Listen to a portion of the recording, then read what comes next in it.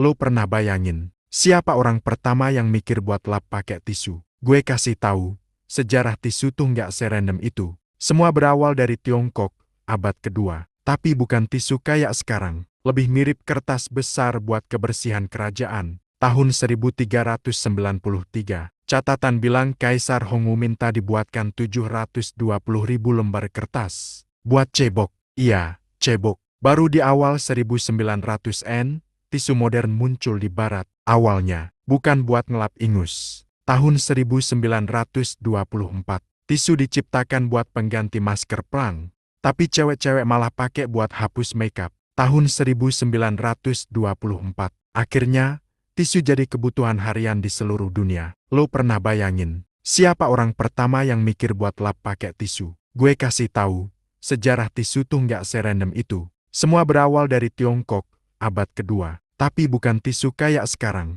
Lebih mirip kertas besar buat kebersihan kerajaan. Tahun 1393, catatan bilang Kaisar Hongwu minta dibuatkan 720.000 lembar kertas. Buat cebok. Iya, cebok. Baru di awal 1900-an, tisu modern muncul di barat. Awalnya, bukan buat ngelap ingus. Tahun 1924, tisu diciptakan buat pengganti masker perang.